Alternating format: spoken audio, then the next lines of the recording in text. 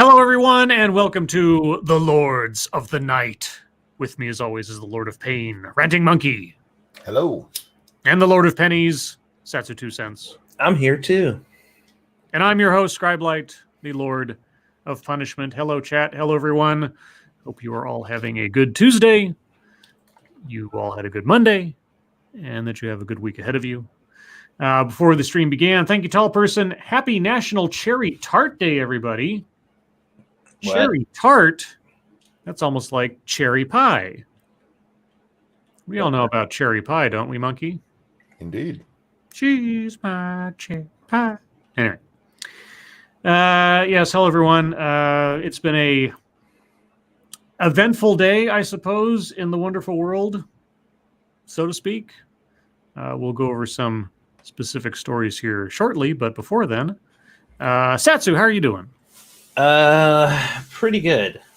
This is the first day since I've gotten my treadmill and my VR headset that I have done neither, because I was just exhausted and Aaliyah required extra attention today.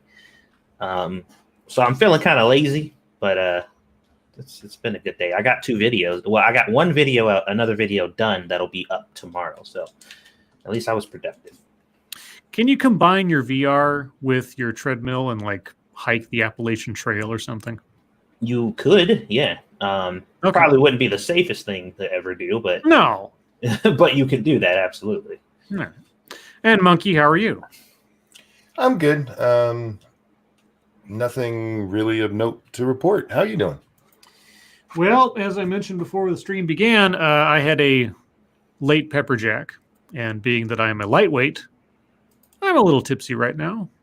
So if I mumble, stumble, or otherwise screw up words in the near future, it's probably because of that. I'm giving myself an out for screwing up, basically. Are you blaming it on the alcohol? I'm blaming it on my virgin kidneys. All right. Yeah, more or less, or just the fact that I'm a cheap date. Let's put it that way. Otherwise, yeah, it was a relatively sedate work day, although it was busy. There wasn't anything too stressful about it. I was just very busy, lots of stuff to do.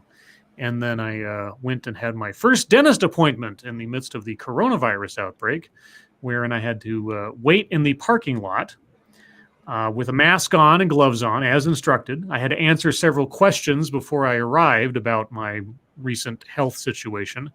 And then I had to wait in the parking lot until the dentist came out, took my temperature with one of those forehead scanner thingies, and verified that I wasn't obviously infected with anything. And then I was allowed into the building to be summarily tortured for about 45 minutes.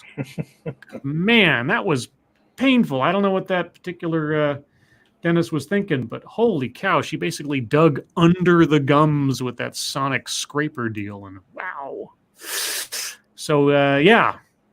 Afterwards, I thought, I need to numb the pain a little. Uh-oh. Did we just lose him? We may have. Hello? Hi, welcome back. Oh, when did I cut out? Numbing the pain. Numbing the pain a little bit. Okay, numb the pain. Hopefully that doesn't persist. Thank you, Terry Diamantis. You slackers are still on Tuesday. It's been Wednesday for over 11 hours here. # time supremacy. Yeah. Time supremacy sounds like some kind of comic book villain project. Okay, well, hopefully me cutting out and coming back isn't going to be a pattern tonight. If it persists, I'll try to address it. Until then, Monkey Dick, Jim Jones, movies, video games. Hit that like button if you have not already. And per usual, several of you haven't. Please do if you like us. We need the affirmation. Mm-hmm. Our sense of self-esteem is very weak. Well, except for Monkey. I'm about to say, Mine's healthy. Of the three of us, Monkey's is probably more concrete than Satsu and I. I can't speak for Satsu. I wouldn't. He's got enough for both of us, to be honest. That's probably true. Yeah, he really carries the show with his ego. Mm-hmm. And share our stuff. Please share our stuff. All of us have stuff to share of one form or another. And we'll continue to have stuff to share, so long as YouTube allows us to. which is always a questionable status given recent events, for myself at least. But otherwise, anything else to cover before we get into the schnoz, guys? Nope. Nope. All right. Well, let's talk about border wars between China and India. Ooh. 20 Indian soldiers dead after clash with China along disputed border. I read this morning, and it sounded like a plot line from The West Wing or something. At least 20 Indian soldiers have died after a, quote, violent face-off with Chinese troops along the country's de facto border in the Himalayas late Monday, the Indian Army said. The incident occurred during a, quote, de-escalation process, unquote, which was an abject failure, I would assume, underway in the Galwan Valley in the disputed Aksai Chin Lakdak area. I'm probably mispronouncing all of that, where a large troop buildup has reportedly been taking place for weeks now on both sides of the border before senior military commanders began talks earlier this month.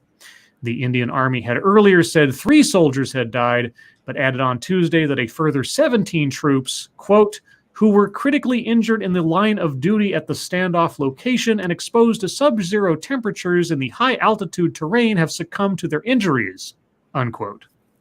The deaths are the first military casualties along the two countries' disputed border for more than 40 years. According to the earlier Indian Army statement, there was loss of life, quote, on both sides, unquote, but did not specify any number of Chinese casualties. Senior military officers from both sides are currently meeting to defuse the situation, the statement added. Quote, India and China have been discussing through military and diplomatic channels the de-escalation of the situation in the border area of eastern Ladakh, said India's External Affairs Ministry spokesman Anurag Sristavana. I'm probably screwing that up as well, on Tuesday. He said senior commanders had, quote, agreed on a process for such de-escalation, unquote, during a, quote, productive meeting, unquote, on Saturday, June 6th, and ground commanders had met regarding the implementation. Yeah, so probably not something we really want to have happening right now, like, you know, a war between two giant nuclear powers. Yeah, that don't sound like a great idea. Not really. So hopefully that is actually de-escalated quickly because, don't want that going on. I can't even imagine what the layout of allies versus, you know, enemies in that kind of war would be. Like, I assume we'd be on India's side, or I don't know. I don't know what the global politic gamesmanship of that would be. Probably Don't not want to right. find out. Yeah. Don't want to find out. Sounds like a scenario out of some kind of like game of Risk or something. But in other international security type news, CIA cyber weapons stolen in historic breach due to, quote, woefully lax security, internal report says. Nice. Great. Now, where these tools ended up is very interesting. The largest theft of data in CIA history happened because a specialized unit within the agency was so focused on building cyber weapons that an employee took advantage of, quote, woefully lax security and gave secret hacking tools to WikiLeaks, according to an internal report released on Tuesday. Whoa. The hacking tools stolen in the breach, which occurred in, can you guys guess the year? 15. Satsu? 16. 2016. Ha-ha! Came from its clandestine Center for Cyber Intelligence. The amount of data stolen is unknown, the memo said, but could be as much as 34 terabytes of data, the equivalent of 2.2 billion pages of text. The theft was revealed. Goddamn, the theft was revealed around a year later in March 2017, when WikiLeaks published what it claimed was the largest trove of CIA documents, dubbed Vault 7, detailing some of the agency's sophisticated cyber weapons, which was first reported by the Washington Post. Oh, wait a second. If this was known 3 years ago, why is this a story today? I'm honestly curious. I don't know. The report just come out? I guess. I missed a super chat way back when. Sorry about that. Jordan Edwardson, apologies. Thank you for the dog cat fox. Saying, how's it going? It goes all right. The chat jumped over that. I apologize. Let's see. So the incident prompted a review by the CIA WikiLeaks task force, which submitted its findings in an October 2017 report to then Director Mike Pompeo and his deputy, who is now the director, Gina Haspel. So wait a second. All this is 4 to 3 years old, and today it's breaking news? I'm bewildered. In a damning admission, its authors wrote, quote, "We failed to recognize or act in a coordinated fashion on warning signs that a person or persons with access to CIA classified information posed an unacceptable risk to national security," unquote. Okay, that's not a stunning endorsement of your vetting procedures. While the CIA declined to comment on any specific report, agency spokesperson Timothy Barrett told CNN, quote, "CIA works to incorporate best-in-class technologies to keep ahead of and defend against ever-evolving threats," unquote. You failed. You failed 4 years ago, apparently. Quite spectacularly, I might add. Yeah, so WikiLeaks now, 4 years ago, WikiLeaks got a hold of CIA-level cyber hacking tools. That might explain a few things, huh? Yeah, you think? Maybe. Maybe a bit. So maybe it wasn't the Russians that assisted WikiLeaks. Maybe, unbeknownst to them, it was us who assisted WikiLeaks. No, it was still the Russians. It was still the Russians. Don't you try to move the goalpost. I know, I'm terrible. Oh boy. Okay. Anyway, from that back to more, I guess, domestic concerns. Someone who kind of does not fit the narrative currently being pushed had something to say about the Atlanta shooting over at the Wendy's. And that was the Burke County Sheriff, who, as every story I've seen on this has had to mention, is black. Burke County Sheriff Alfonso Williams said Monday that the use of deadly force by a police officer in Friday's fatal shooting in Atlanta was justified and has been made political by the city's mayor and police department. Quote, "I think it was a justified shooting based on the limited information that has been presented on the video and what I've seen on television," he said. Quote, "It was completely justified. It follows all use of force policy guidelines, and it just appears to me more of a politicization of the situation, which I think is very harmful to law enforcement," unquote. An autopsy found Rayshard Brooks, 27, had been shot twice in the back after a scuffle with Atlanta police outside of Wendy's on Friday night. The Associated Press reported, according to the Georgia Bureau of Investigation, Brooks grabbed one of the officer's tasers and began to run off before turning and pointing the taser at the officer. Officer Garrett Rolfe, or Roffle, R-O-F-L-E, Roffle, who fired the fatal shots, has been fired, and the other officer on the scene, Devin Brosnan, has been placed on administrative duty, AP reported. Atlanta Police Chief Erica Shields resigned a day after the shooting. Have you guys had a chance to watch the video yet? Oh, yeah, I saw it that night. Yeah, I watched the, there's a channel on YouTube called, I think it's like Live Police or something like that. And they somehow get a hold of like body cam footage from police officers in all sorts of situations. And they had everything available at that point the other day. And they smooshed it all together into a chronological chain of events. And I watched and I was like, yeah, they talked to him for about like 20 minutes or something. Just trying to determine why he was there and what was going on and why he was sitting in the drive-through asleep and everything. And if you listen to him, he really isn't all there. And then they say, okay, well, you're obviously not in any shape to drive, so we're going to have to arrest you. And that's when this whole scuffle started. He grabs the taser, and you can see him run away from them with the taser in hand, turn around, point it at them, and fire it. And that's when he gets shot. The one thing that I've been kind of going back and forth with people about over on Facebook is why they felt the need they needed to arrest him instead of just either escort him home or allow him to walk home like he requested to do on several occasions. I don't get why they had to arrest him. Well, in this, again, I'm a layman on this, but if he was reported as being in the drive-through behind the wheel asleep and the officers determined that he was intoxicated, therefore he was DUI.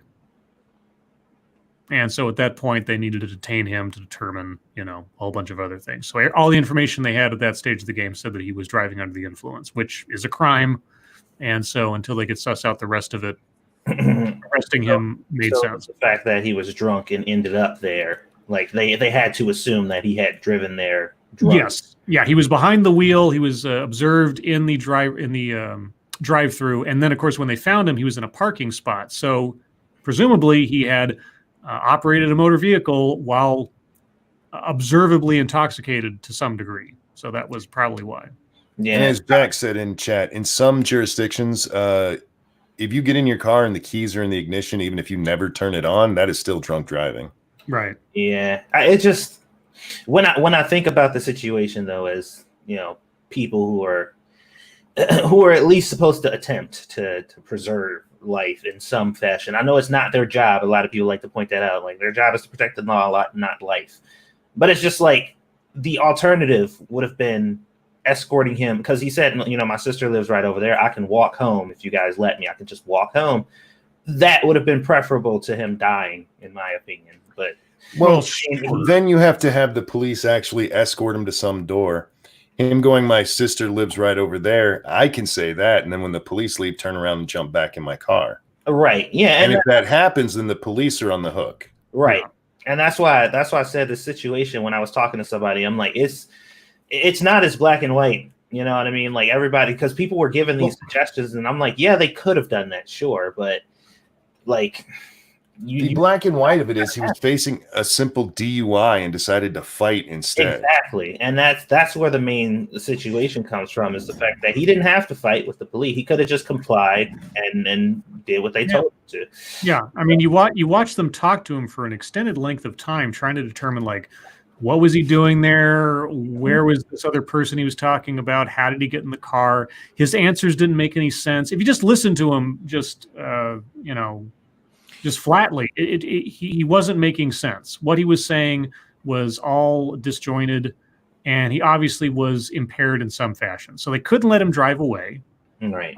He'd been observed behind the wheel of a vehicle. He had obviously moved the vehicle from where he'd been observed previously. The video showed that. So they were within their rights to handcuff him and detain him until they could figure everything else, and under suspicion of DUI. That's completely legit. At the point at which he decided to fight them is when everything went south. Yeah, I mean, the argument's made, taser's not a deadly weapon. Well, I've been told it's a deadly weapon, and it is a police officer weapon. And since they don't know, that the officers at that time had no idea who this guy was, what his situation was, what he was planning on doing, and he grabbed an officer's weapon and ran away. And well, to that argument, like I know a lot of people were saying, like the police themselves designate the taser as a non-lethal weapon.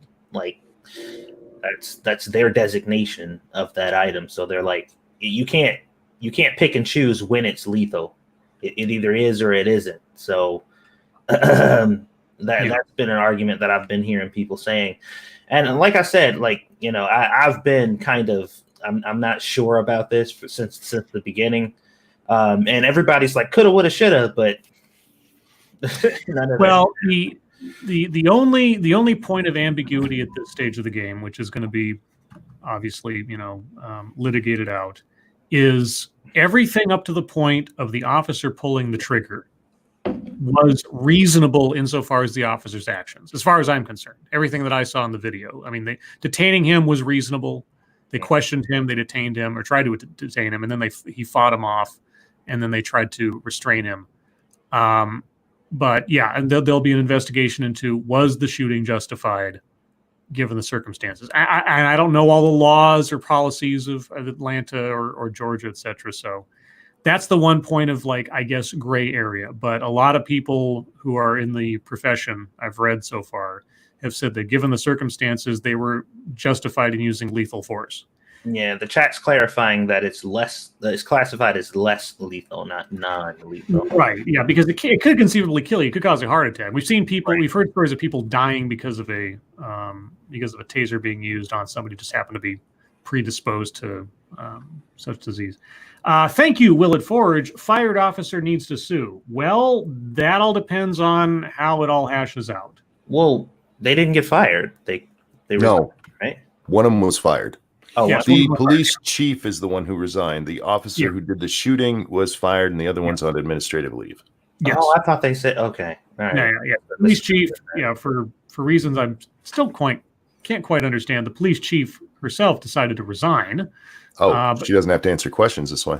Well, that's true too. She dodges that. But yeah, the officer actually pulled the trigger, has been fired outright without the completion of an investigation, which I don't know Atlanta policy or law, but it seems a little premature to fire someone when an investigation hasn't concluded. But either way, Paige Aviles, is it Aviles or Aviles? I assume it's Aviles. I've always assumed it's Aviles. Our viewer who just super chatted. Oh, I just call her Paige. In some states, tasers need to be carried with a weapons permit. In Virginia, we can open carry a taser, but need a permit for a gun. Yeah, it really depends on jurisdictional law. And like I say, I don't know the details of what either Atlanta's laws are or what police procedure is. So, but again, as a layman looking at it, everything seemed kosher up to the point of pulling the trigger on the firearm. At that point, I don't know. It's a complete gray area to me. So, thank you, Tucker Nightshade, for the Hippo 1-up, because we all need a little extra life. So the last one I've got, and I pulled this up special because when I saw it, it hit a nerve with me, given the pattern of videos I've done in the past on similar subjects. And I thought it was interesting to look at. And I haven't read this article. I just saw the headline, but curious to find out what the details are. She spent 16 years as Morgan Stanley's diversity chief. Now she's suing. Marilyn Booker said she was fired in December after she tried to persuade executives to eliminate barriers to success for Black financial advisors. During Marilyn Booker's 26-year career at Morgan Stanley, including 16 years as the bank's global head of diversity, she often felt that too few of its employees were Black. I just want to pause there for a second as I'm reading this for the first time.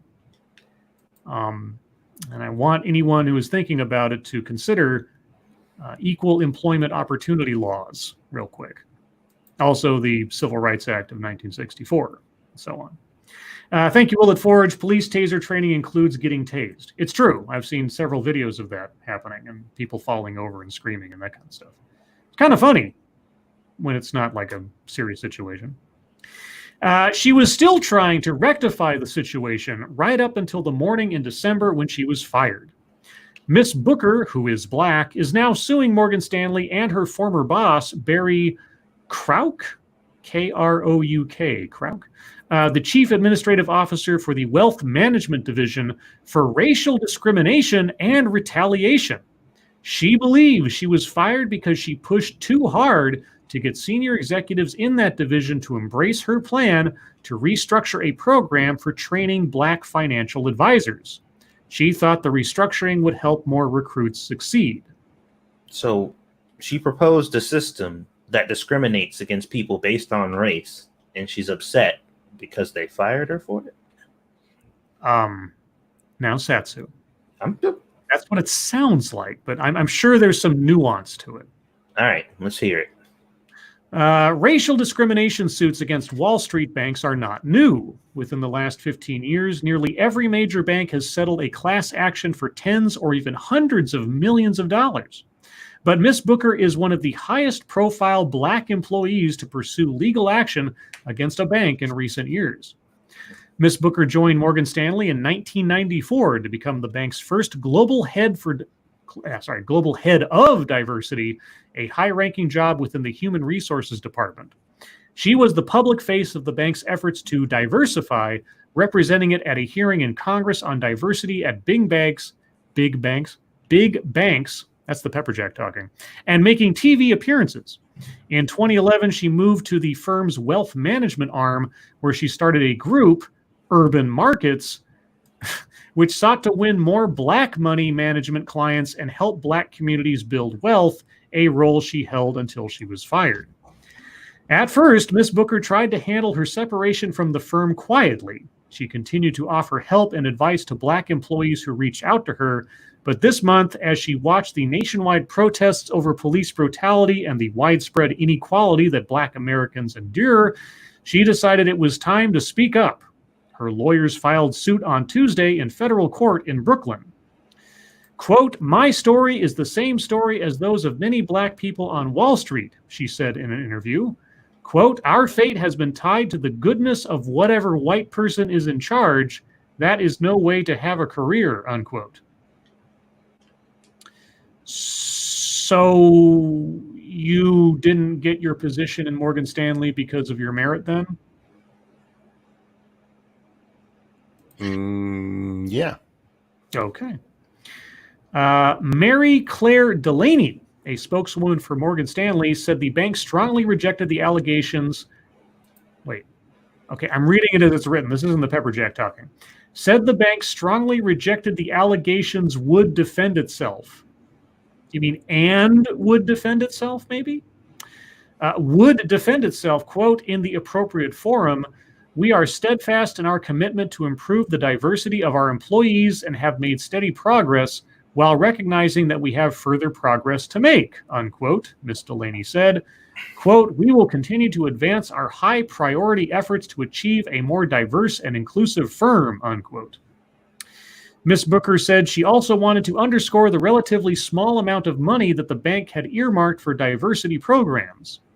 Last week, its chief executive, James P. Gorman, said Morgan Stanley would dedicate $25 million to a new initiative inside the bank and would donate $5 million to the National Association for the Advancement of Colored People. Quote, "Morgan Stanley made $41 billion last year. That's a drop in the bucket. It's not even a rounding error," Ms. Booker said of Mr. Gorman's $25 million pledge.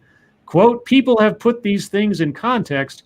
If there's a real business initiative that they're focused on, he'd put more than 6 basis points into it," unquote. So if he dedicated $200 million, you wouldn't be suing him? Or the company? Okay. And what's $200 million next to $41 billion? Is that still a rounding error? I don't know. Other black employees have sued Morgan Stanley in the past, saying they were marginalized and isolated while trying to do their jobs, then pushed out after they spoke up. In 2007, the bank settled a class action suit for almost $24 million over middle managers' treatment of black employees and agreed to spend $7.5 million of that on a wide-ranging overhaul of its hiring and management practices, including new recruiting and mentoring programs. But current and former employees say not much has changed. The bank has been sued by at least 8 former employees in the past 4 years, not counting Ms. Booker, most of whom worked as financial advisors and did not hold managerial positions. In court filings, they describe being kept off teams formed by their white colleagues, deprived of business leads those colleagues routinely shared among themselves, and left out of meetings with potential new clients. Ms. Booker also experienced incidents of racism, according to her lawsuit. In 2013, when she proposed creating a mutual fund with a minimum buy-in of $5,000 that could be marketed in black communities with the help of the black TV Black TV host Steve Harvey, okay, the bank's chief marketing officer told her that Mr. Harvey was not, quote, consistent with our brand or our audience, unquote. So that was racist? Mm-hmm. Okay. Let's see. In parentheses, the fund was eventually created without Miss Booker's involvement, but it was described as a way to attract millennials. So they went away from marketing it as a race-based program into a age group based program. I don't get it. How do you fight against racism or racist practices that are solely based on race by implementing racist programs that are solely based on race? No, I don't get it. I'd like to see, well, and maybe there are in here. I don't want to dwell too long in this one story, but I'd be curious to know, like, the story says that her big, hinge point with the company was that she wanted to have programs that specifically targeted Black employees, period. Right. Everything else aside. And if that's literally what she was pushing for, I can't say that I'm surprised that she was fired if she would not back down on making it race-based. Because the company's own actions, especially in that trust thing that they were talking about, that trust fund, they implemented it, but they marketed it not as a race-based thing, but as a age demographic thing, which is not, well, I mean, I guess depending on how you look at it, it could still be, I mean, it wasn't an employment situation, but it was definitely less controversial that way. I don't know. I'm a little, I don't know. This is confusing. Yeah. I'm going to put the link in the chat for people if they want to read it themselves for the rest, because I'm going to move on. Thank you, Bear Koch. Just found out my wife is pregnant. Congratulations. Have you met the dad yet? Oh, I was going to say something like that, but I was going to be polite, monkey. Just fucking with you, dude. Congratulations, man. That's awesome. Yay. Fingers crossed everything goes well. Yay, baby. Now, here's the question. Is it your first child? Is this going to be a new experience, or is this going to be a repeat? Because Satsu might have some advice on a first child. Don't do it. No. Don't do it. Stay away. Fourth child. Fourth. Holy cats. Wow. Well, congratulations. Hope all goes well. And yay, baby. And I wonder what the kids are going to say to finding out that they're going to be bigger brothers and or sisters in the near future again. All right. Well, guys, that's all the stories I had. I kind of focused on that one because it caught my particular attention, but hopefully anything that we've left behind will be supplemented by you guys, because if you have stories you would like us to read on the air, please send them to us via Twitter using the hashtag MSSNews. Can't promise we'll get to them all because I'm still slightly inebriated. How have I been doing reading so far? I mean, I know I've stumbled in a couple places. You good? All right. Just making sure. I'm my own worst witness when it comes to these things. Let's see. This one comes from Mercy of Wits, an ESPN article. Oh, boy, because I'm a big sports fan. Oklahoma State's Mike Gundy apologizes for, quote, pain and discomfort, unquote, caused. Yeah, this is such a dumbass story. Did he say something that people became offended by any chance? Oh. Oklahoma State coach Mike Gundy apologized Tuesday for the, quote, pain and discomfort, unquote, he caused his players and others due to a T-shirt he was photographed wearing, and vowed positive changes for his football program. Yeah, he was. This was the guy who was wearing the conservative shirt. Right. We talked about this yesterday. Shirt. Yeah. Right. Okay. I lost the context here. The apology came one day after star running back Chuba Hubbard took to social media to call out Gundy for wearing a T-shirt from OAN, One America News. A photo showing Gundy wearing the shirt appeared on social media. Later Monday, Gundy and Hubbard appeared in a video message together that drew widespread criticism. On Tuesday, Hubbard posted twice more about needing to hold Gundy accountable and pushing for change. For what? For wearing a T-shirt So that had nothing racist on it. real quick, I have a question because I've been wondering this since I first saw this. What kind of network is this? Like, I mean, I know they say it's a conservative or it's like right wing, but what type of shit do they talk about on there to warrant this type of reaction? My understanding, it's like Alex Jones-ish realm or the Blaze type stuff. It's just far-ish right kind of material. In this case, they're specifically upset because they think Black Lives Matter is a hate group. Oh, the channel does. Yeah, that's what's been presented on their channel. Yeah. Okay. Because that's what I've been trying to figure out. I'm like, okay, the T-shirt alone just sounds like a stretch to me. So I'm like, there has to be something else. Okay. I just wanted to make sure. In the Tuesday afternoon video, Gundy said he met with his players who told him why the T-shirt affected them.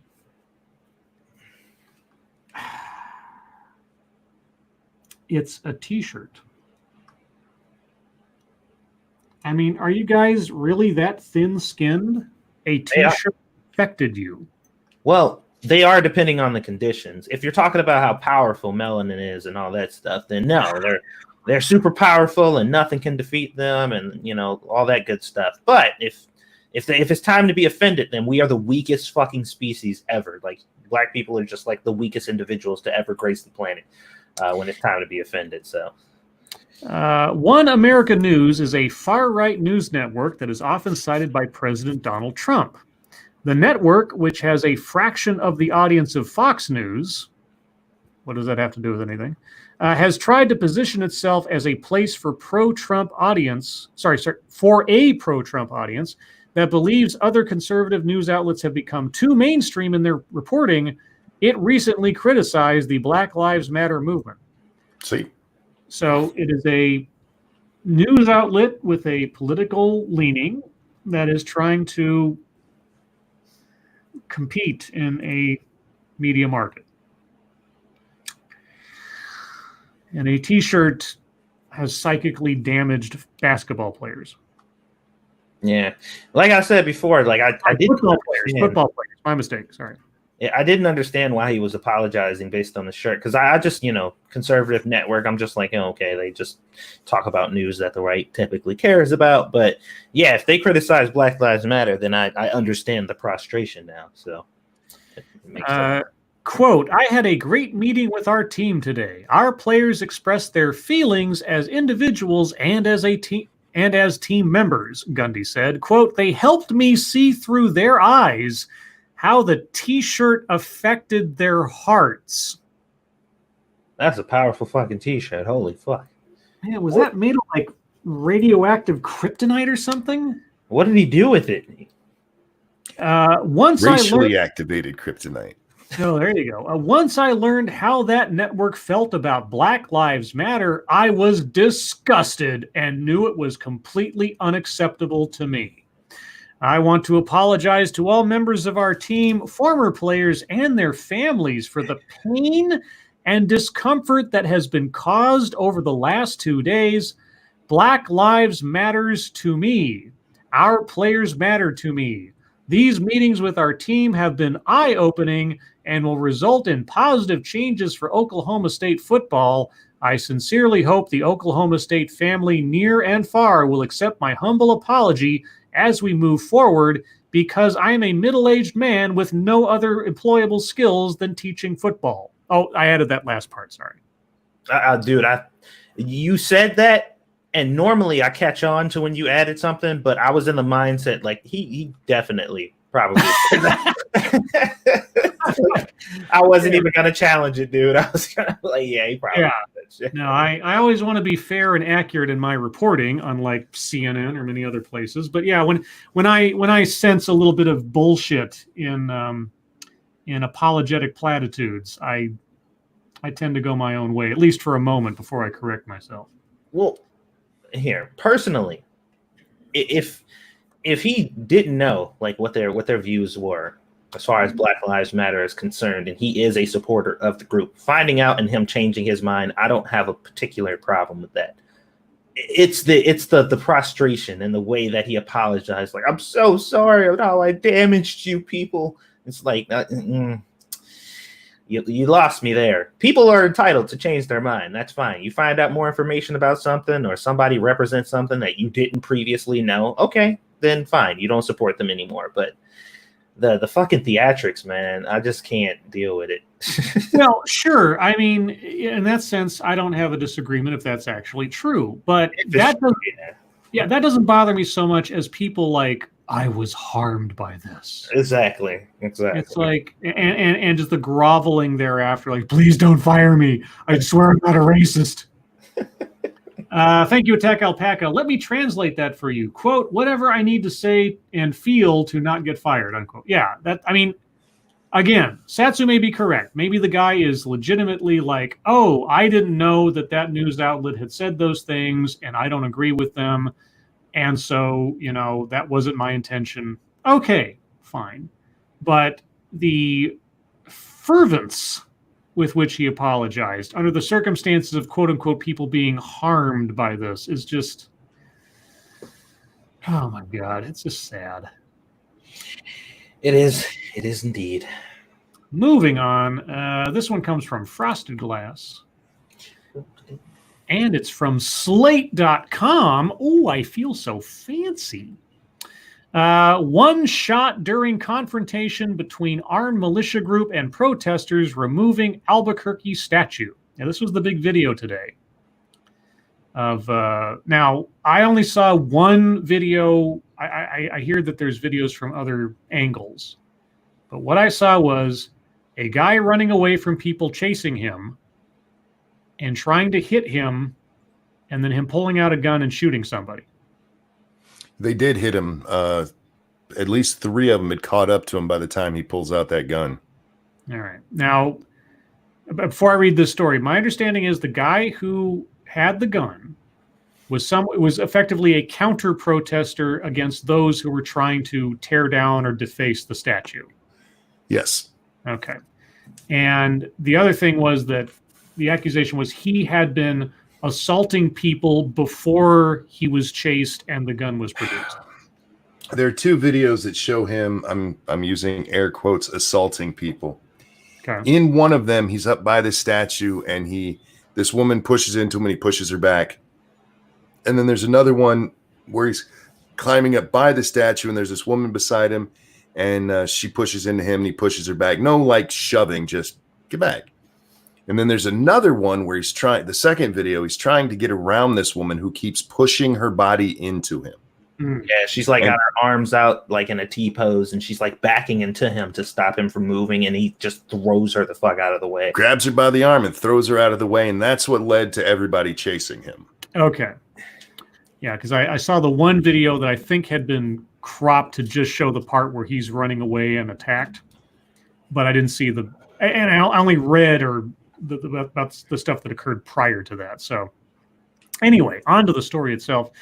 Protesters in Albuquerque, New Mexico gathered Monday night to demand the removal of a statue commemorating Spanish conquistador Juan de Oneta, I'm probably screwing that up, a 16th century colonial governor responsible for the massacre of indigenous people.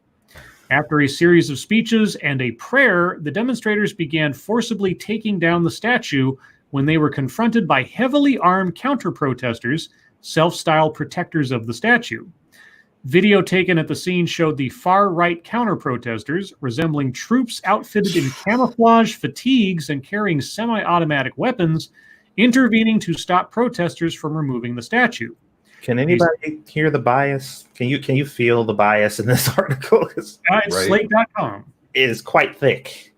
A series of confrontations flared between the 2 groups that resulted in a man who appeared to be a counter-protester, though not wearing military garb, firing shots in the middle of the street.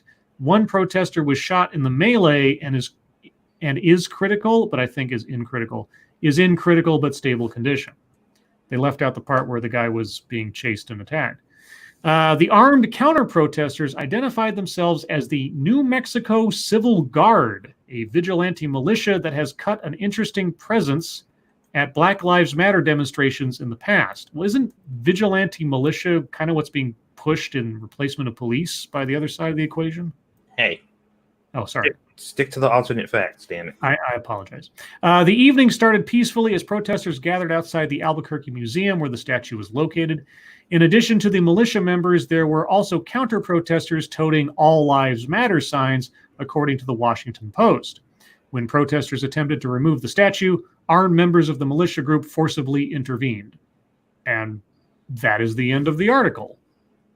Oh, sorry, no, this is bizarre. It puts a bunch of stuff at the bottom. It looks like it's the end of the article, but then it continues onward. The tense scene boiled over when a man appeared to incite the demonstrators. From the video I saw, the demonstrators were already pretty much incited at that point. The demonstrators confronted the man, and the altercation spilled into the street. Protesters followed the man, dressed in a blue shirt and shorts. Quote, "He has a gun," can be heard shouted in the background of a video of the scene. Protesters continued to advance on the man, trying to tackle him in the street before he fell to the ground, got back up, and fired shots at one of the advancing protesters. Wait, time out. Oh my God. They caught he has a gun, but they didn't caught we're going to fucking kill him or we're going to fucking kill you? That was the part that I heard before the gun was produced was we're going to fucking kill you. All right. Let's see. The gunshots scattered the crowd, and the vigilante group surrounded the shooter to protect him. Police arrived on the scene and used tear gas and flashbang explosives to disperse the crowd before making several arrests, including the apparent gunman. That was a very interesting, slanted recitation of events. Thank you, Non-Vitae Rex. Out of curiosity, were either of these groups of protesters there legally with permits and whatnot? I don't know. I'm assuming not, but I don't know. Couldn't tell you. Yeah, I don't think they could have gotten a permit to destroy public. Yeah, that's the one part. I mean, maybe gathering there. For all we know, they had a permit to gather. They did not have a permit to destroy public property. But anyway, moving on. This one comes from Massive Dynamics. Which one do I want to do? He sent us a couple. Okay, we'll do this one because it's not political. At least I assume it's not. 36 alien civilizations could be communicating in our galaxy, new research claims. Could be? Sure. It could also be 3,000. Anyway, there could be, no direct evidence has been found for any intelligent extraterrestrial life forms, but a study led by the University of Nottingham puts a number on how many civilizations we should be looking for in the vastness of space, as we have been since the 50s. Okay. Their estimate is based on the assumption, that intelligent life would evolve on other planets in the same way that it has done on Earth, and the paper is published in the Astrophysical Journal. I think that assumption has been made in science fiction and elsewise for many decades now. The research estimated the number of what the scientists call communicating extraterrestrial intelligent civilizations, or SETI, that's CETI, rather than the Search for Extraterrestrial Intelligence, which was the program that was actually looking for alien intelligence in the past. Anyway, or alien civilizations like our own, which broadcast radio signals into space. Professor Christopher Concelis, probably screwing that up, an astrophysicist at Nottingham, explained, quote, "There should be at least a few dozen active civilizations in our galaxy under the assumption that it takes 5 billion years for intelligent life to form on other planets as on Earth." Should, assumption, definitive number. I mean, okay, I'm not going to deny that more likely than not, we are not unique in the vastness of the universe of being intelligent life. And within our own galaxy, sure. I'll stipulate that given the odds, there's probably intelligent life out there that are not too much different from us insofar as technology or broadcast or search for other life, etc. But 36 is an awfully specific number.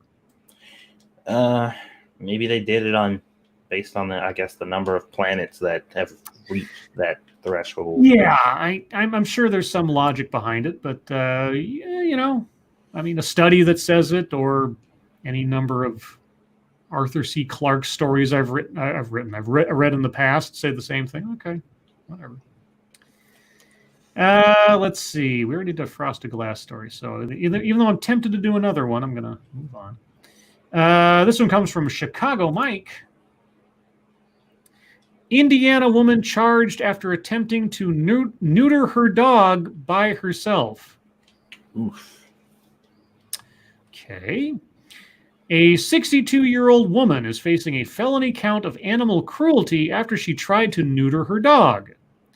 Kimberly Oldham told police she didn't have the money to pay a vet to do the procedure and said a neighbor advised her how to do it herself by wrapping a band around the animal's testicles. Wow. Thank you, Paige of Elis. We barely have intelligent life here. What makes these scientists think that aliens will be smarter than our least smart people? That's not a bad point. Oldham was arrested Sunday evening. Doctors performed a proper neutering on the dog to save its life. Who knows what she did to the thing? Probably gave it an infection or started bleeding or something. Doesn't say. That's the end of the story. So that is how they do it with some farm animals. Yes, but it takes a very specific band and a very specific way of knowing what you're doing. Right. Yeah. Some kind of training. It's like, well, my neighbor said just to wrap a rubber band around it. Like, no. Let's see. Which one of these do I want to do? Oh boy, this one comes from Shrouded Angel. We did aliens. Let's do ghosts. You want to do ghosts? Sure. Moment 2 ghosts work out at outdoor gym as baffled police officers watch on. Okay. Bizarre footage shows the moment 2 apparent ghosts, as this video plays in my ear and interrupts me. Bizarre footage shows the moment 2 apparent ghosts work out at an outdoor gym, leaving police officers baffled.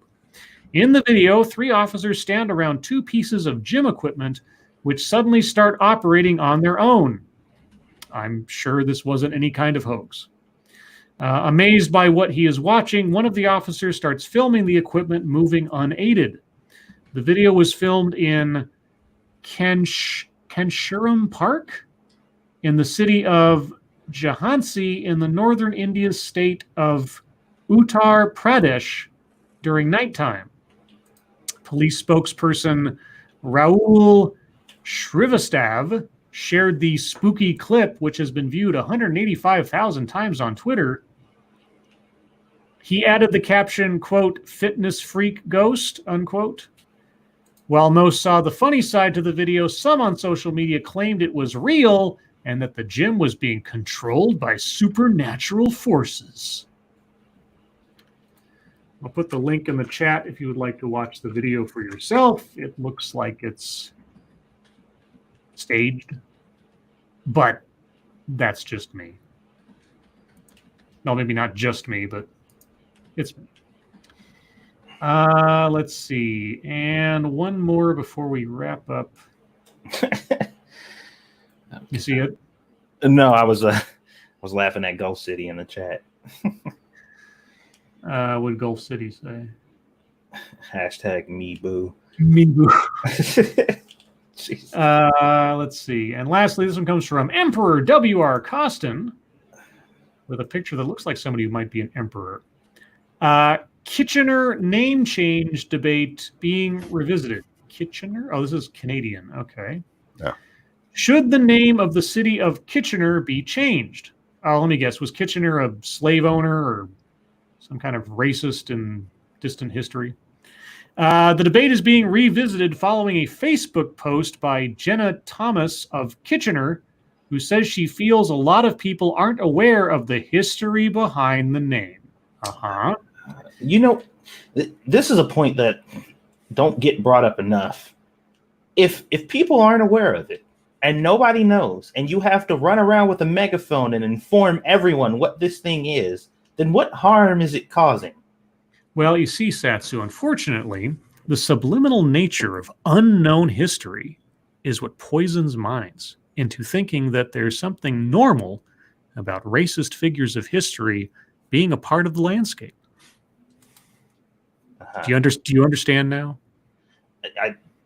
Unfortunately, yes, I get it. Thank you for coming to my TEDx talk. Thank you, Paige Avilas. Are the police sure it isn't SpongeBob and Patrick in invisible paint? In India? Who knows? It's possible. It was the spring of... Can you guys guess how far back in history we're going here? 60 years. 60 years. Okay. Satsu? 130 years. Okay, so 60 years would have been, if I can do math in my head, which I can't, obviously, 1930. And you say 100 years, so like 1920. I'm sorry. Did you say 60 years is 1930? Or 1940? Back. It would be 1960. Oh, you're right. We're in 2020, bud. You're right. I'm still slightly inebriated. Okay, so 1960, and Satsu says like 1920. It was the spring of 1916. Aha. During the middle of the First World War, that the city then known as Berlin voted for a name change. One of the possible options being considered was Corona. The city settled on Kitchener because of British General Horatio Herbert Kitchener. Quote, he was one of the most successful of the British generals against the indigenous forces of Africa, India, and places like that in the time of the British Empire, said local historian Rich Mills. Kitchener was a famous face on a recruitment poster as his success was considered a morale boost at the time. He died shortly before the name vote. Quote, people love a military hero, said Mills. That's the way of the world, whether we like it or not. We can't understand it now, unquote. Yes, we can understand it now. He just said that. In her public Facebook post, Thomas writes, quote, there is no room in our city for hate, and the name sure does have some heavy meaning behind it. We should be detaching ourselves from the atrocities committed through history, but instead we are glorifying those responsible, unquote. How are you glorifying it if nobody knows what it is?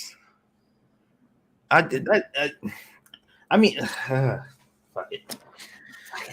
Yeah, you can insert the rest of the controversy there. But yeah, oh my God, like some guy from 100 years ago, and he did a thing, and at the time he was a hero, and now, on reflection, maybe what he was doing could be seen as controversial or problematic. But yeah, and you know what? If you change the name to SpongeBob, nobody would care. Well, okay, maybe SpongeBob would care. If somebody was saying we should change it to honor him today, all right, you got a point. Mm-hmm. But it's been that way. Nobody even gives a fuck who this guy is, and I'm betting most people in that town don't know who the fuck he is. Yeah. That's just the name of their town. Yeah, they probably think it was like, are we a town of kitchens? Thank you, Gamer Valine. Those that ignore the past are doomed to repeat it. That is true. That is true. I mean, knowing your history is fine, but what damage is being done by that town being named that after 100 years of irrelevance? And you know what? I'd like to add something to that. Those who ignore the past are doomed to repeat it. Those who erase the past are trying to. That's a good one. Mm-hmm. Satsu, that's a good one. Mark that quote, guys, or repeat that on Twitter. That's a great quote. Yep. Tell them you heard it from Satsu, because that's been my observations, at least. Yeah. Satsu said it first, guys. No matter what anyone else says, history begins now. Now, before I start YouTube time, and the guys, thank you so much for all the stories. I need to run real quick to the restroom, so I'll be right back. All right. Monkey, what's up? You played 76 lately? I started the other morning and played for 10 minutes and decided I was tired and went to bed instead and haven't been back on. I finally got the Gauss Gatling gun. Oh, yeah? And I went ahead and went to the store so I can go make some more or whatever. And I got a 2-shot one. And this thing is unbelievable. Damn. I'm just walking into shit. I'm accidentally just decimating rooms full of people. Oh my god. I logged on. I did see that they have the random 3-star legendaries you can get. Mm-hmm. So I did that for a couple. I got one decent gun and a bunch of shit out of that. And that's why I was like, fuck it. I don't care right now. Yeah. I haven't been playing it much, but I knew I was like right there before I maxed out my my friendship with the Raiders. So I'm just like, bruh. Yeah, dude. Ryan, the one that I have, I got a 2-shot one, and then I got another one that was like increased ammo or something, speed. It was like increased fire rate, like by like 20% or something. Satsu, how come you ain't been gaming lately? I needed a break because I started working out regularly, and all the stuff that I was kind of doing at the time. Plus, Aaliyah's getting a little bigger and getting into more stuff. It was just getting a little exhausting. But since I started working out, I actually have a lot more energy than I did before. So I'm actually planning on starting to game a little bit more. But you know, I had to kind of sacrifice something for the other because I need to get better, you know, because my health ain't the greatest as it could be right now. So I prioritized that for a while, but we'll be back gaming soon. And I'm back. Thank you, Chicago Mike, for the Dogcat Fox. Good job. I'm going to say that's directed at Satsu for his wonderful quote. But either way, thank you, Chicago Mike. All right, we're going to move on to the wonderful world of YouTube time. I'll go first because I don't have much. I worked on today's theme. The biggest challenge of working on today's thumbnail was getting that color gradient in the Indiana Jones logo going. That was a trick or two. But yeah, I got that down, so that worked. And otherwise, I have a TEDx ready for tomorrow, granted that my work schedule allows for it. All I can say is that it deals with feelings as athletics. What? The actual official title of the talk will make that make more sense when I present it tomorrow. But I saw the title today and I was like, that sounds like a ridiculous concept. I have to know what it means. So, we'll be dealing with that tomorrow. And I'm still on the lookout for something.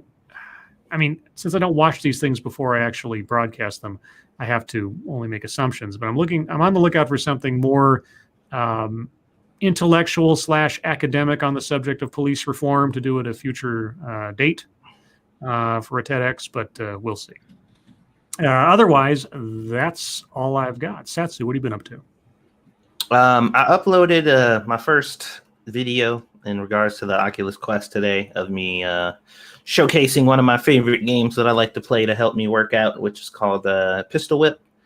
It's a really fun game. Anybody who checked out the video, you would have seen the type of game that it is. It's really fun. I enjoy it quite a bit. Otherwise, I have a cooking video that I edited and will be ready to go up tomorrow. It's already done. Like, I don't have to do anything. I meant to upload it today, but I got sidetracked with so much stuff, so that'll be going up tomorrow. And that's pretty much it. Scouting around, trying to see if I do end up starting the game stream again, what exactly I'm going to be playing, because I don't know. So we'll see. All right. Monkey, what have you been up to? I did a monkey in the morning and then a game stream where I played some Fallout 4 and had a blast with everybody. And took a cherry. Just leave it at that. That's all. And where are you in the wonderful world of Fallout 4? Oh shit, I don't know. Okay. I haven't played it before, so I can't really give you any kind of like estimate. Well, what kind of character have you built so far? Melee, guns, stealth, ninja, what kind of thing? Kind of usually I'm a tank. Somebody who runs in and just fights face to face, but not melee. You still doing shotgun? No, I've switched to my my rifle because my rifle's strong right now. Man, combat shotgun is gross if you get that thing all keyed up. Oh, what was that? Did I cut out? Yeah, we heard the word combat, and that was it. Oh, I said combat shotgun is gross if you get it all. Oh, I heard all of that. Oh, you did? Okay. Yeah. Okay, so it's just Satsu, huh? All right. Weird. All right then. Well, let's move on to Fuggatry. I don't know if I have much. Let me see. At least not much that I haven't already put out there today. Oh, a couple of things, I guess. There was a video by Brittany Venti today that was all over the place with her talking about the psychological profiles of men depending on what hair color they prefer in women. And how she can interpret the quality of a man based on the type of hair they prefer. And all the other ones aside, when she gets to the end and says about redheads, she says, like, the thing about guys who like redheads is they'll never stop talking about how they like redheads. And I had to say, well, in my case, she's not wrong. So Brittany Venti's got me pegged, not that way. You know what I mean? You know what I mean? Let's see. And then there was a, I guess, political cartoon today. And it looks like something out of like the New Yorker or whatever. But I will paint a picture for you. It is a long line of exceedingly similar looking white men behind a desk, all in suits, looking at their phones or looking at papers and stuff. And sitting before them in a chair facing away from the camera is a female of non-white skin tone. And the person directly in front of her is saying, describe what you can bring to this company. And I said, ... Oh, her race and her gender alone are meant to supersede any relevant merit. Got it. As was the implication from the cartoon. Thank you again, Gamer Valine. Yeah, I've had all the colors. She's dumb. Well, I mean, are you currently a redhead? Because that means something to me. Otherwise, there was a story. I guess I should have read this at news time. I'll read a real quick bit of it. You remember the, well, it shouldn't be that hard to remember since it was just like a week or two ago. The Minnesota Freedom Fund. Yeah. Yeah. The Minnesota Freedom Fund. For those of you that don't know, the Minnesota Freedom Fund was this nonprofit set up to collect donations in order to bail people out of protests nationwide, I believe, or at least in Minnesota, if not in further reaches of places. It took in millions of dollars. Mm-hmm. Something like, I think, 30 some odd $1 million, at least at last count. Quite a bit. But this news story today from Newsweek, of all places, not exactly a right-wing rag, Minnesota Freedom Fund reveals only $200,000 of millions in donations has been spent to bail out protesters. Now, my first question was, how many people have been jailed to the point of having bail that have needed to be bailed out? Is it more than $200,000? I have no idea. Because if it's more than $200,000, then yeah, you might be suspicious of where the money's gone. If it hasn't been more than $200,000, then maybe they haven't misspent the funds. The Minnesota Freedom Fund faced a social media backlash after it revealed on Twitter that it has spent around $200,000 to bail out protesters, despite receiving millions in donations in recent weeks. Quote, appreciate all those calling for transparency. We see y'all. Our values and mission have not changed since 2016. Be on the lookout for things coming on our end. Be well, unquote, the nonprofit, which works to bail out those who couldn't otherwise afford it, posted on Twitter. Quote, without jeopardizing the safety of the folks we bailed out, okay, we paid well over $200,000 in the weeks since the uprising alone. We are working on doing more.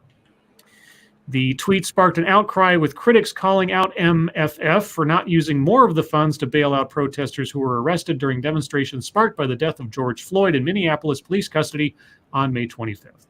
Many said that MFF had collected $35 million in donations in recent weeks and spent only a small fraction, prompting $35 million and only $200,000 to start trending on Twitter. It's not clear exactly how much the fund has raised since protests began, but on the frequently asked questions section of the MFF website, updated earlier this month, it said more than $30 million had been donated to the fund in the wake of Floyd's death. Yeah, but my question still stands. Like, I mean, if not more than $200,000 worth of bail for people that quote unquote can't afford it has yet been requested, then they haven't necessarily done anything wrong, I guess. Maybe they should have specified so far. Yeah. I mean, if they wanted to say like, they're a nonprofit as far as I understand, a 501c3, so they're going to have to release a financial statement at some point, conceivably showing where they spent their money, but who knows? Otherwise, I think. There was a story, and we didn't. Either I didn't get to it in MSS News or whatever, but there was a story about 3 New York City police officers have been poisoned after someone put bleach in their milkshakes at a restaurant. Yeah. The most recent update I've seen to that story is they ruled it, they didn't rule that anybody was personally responsible for it, which raises a couple of questions, but yeah. I mean, were they poisoned or weren't they? Was it some kind of accident, like someone had put up some glasses that still had cleaner in them or something? Yeah. The way they talked about it made it seem like it was an accident. But I'm thinking, like, well, how are the cops the only people affected if that's the case? Like, nobody's responsible for this. There's nobody you can say that is either responsible, whether it was an accident or on purpose. Like, nobody? Nobody? Like, also, 3 different cops, 3 different glasses, all 3 of them poisoned, all 3 of them go to the hospital. Yeah. I mean, if other people, like in line at the restaurant or something, had also been contaminated, again, I don't know. I just what little we know right now. But yeah, I mean, if no one else had this problem, it's awfully coincidental. It just happened to be cops, etc. So, other than that, we talked about that. So yeah, that's really all I've got. Satsu, what have you got? Well, since we were talking about it now, I might as well bring up this fucketry first. There was some girl who I believe was I think she's backed by, did they say Disney or something like that? Like there's some group she's backed by, and somebody had asked like, hey, my son is trying to pick between, Shake Shack and some other place. And she was like, you should pick Shake Shack because their burgers are good, their fries are amazing, and they poison cops. And almost immediately after people started talking about it, suddenly her Twitter goes private and she like vanishes from the world. Of course. But the internet is forever. So, yeah. So that was pretty stupid. But it's okay to say stuff like that. So they're just like, I'm cool. Everybody's on my side. We all hate the cops. Remember, it's all right to say shit like that. Apparently it ain't. But we'll see if anything actually happens. So, let's see here. There's a post here that says, if you're white and not racist, you will not give a fuck about black people calling white people racist right now, because that that they're saying, or that what they're saying does not apply to you. If you're offended, then you must be racist. It's that simple. And I simply posted up under this post, except, and then I put the article, yes, all white people are racist. And I'm just like, so seems like this little monkey wrench is putting a whole little. I'm like, come on, man. Like, really? I get what you're trying to say, and if you're oblivious enough to have been a part of this movement and seen what's going on, to not know that people from your side are claiming that literally no white person is excluded from this, then you know that they mean everybody. They're not just singling anybody out, for the most part. So, yeah. Anyway, let's see. What else did I see for fuckatry? Oh, Fox 26 Houston decided to put this out for us. Now, this is groundbreaking. And I was wondering if anybody had knew this and had gotten to this bit of information before they did. But it says protesters are starting to test positive for COVID. What? Yeah, I was actually baffled by such a revelation. Senator Tim Kaine was criticized today. Did you guys see that? Oh, yeah. It's like we No. invented slavery or whatever, right? Yes. His quote was, "The United States didn't inherit slavery from anybody. We created it." God. Mm-hmm. Has anyone ever read the Bible by any chance? We created slavery. Now, I was trying to give him the benefit of the doubt. Mhm. Because I'm just like, maybe contextually, because I listened to the entire, like the whole point, like before and after he actually made the quote. And I'm like, some people could probably argue, just being very generous to him, that what he's talking about is the specific system of racism that America used specifically, like the our version of slavery, if you will. Okay, that's a I'm just very like, generous interpretation. That's extremely generous. But that's not what he said. His exact quote was, "The United States didn't inherit slavery from anybody. They created it." And what was so funny is my quote was, "Then who the fuck did they buy these slaves from?" Yeah, and you know, the British Empire, obviously, from which most of our founding fathers in one way, shape, or form originated from, or were inspired by, etc., in their initial. Yeah, we didn't inherit none of that. It was a carryover from what was common at the time or anything else. It was just, it's completely self-generated by America. That doesn't exonerate anybody, but come on, dude. I'm just like, sir, you might want to rephrase that just a smidge. This one was pretty interesting. This was from Oxford University. It says the University of Oxford is to allow Black students who feel impacted by the killing of George Floyd the opportunity to apply for a reduction in workload and special consideration in their exams. An open letter sent to students signed by the Vice Chancellor Louis Richardson and head of Oxford's colleges promises to urge tutors to reach out to any Black students who may be experiencing difficulty at this time with any reduction in workload, a matter for individuals to discuss or individual discussions between students and their tutors.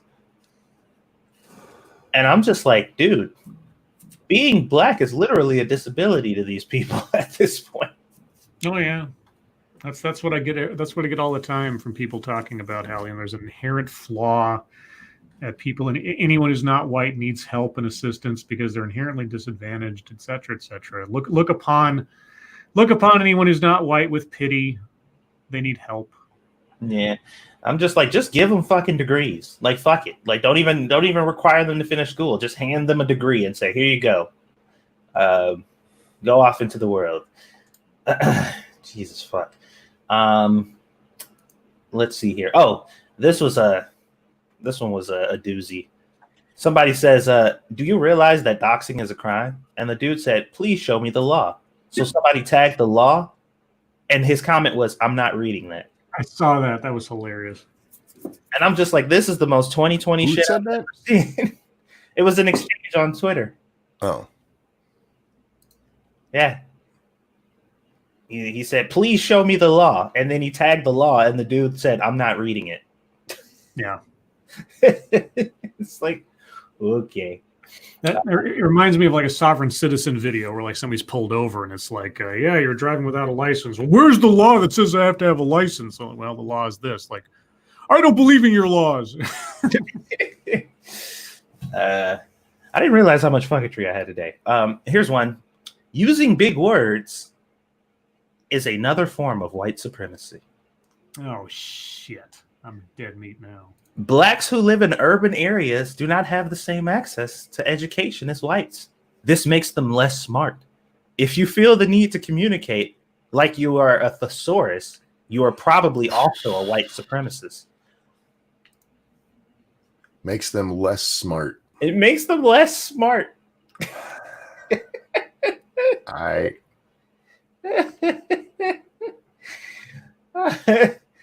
Hey, make sure you talking on dumb niggas levels. Because they ain't gonna understand you too well, and that's racist if you sound too smart for them ignorant Negroes.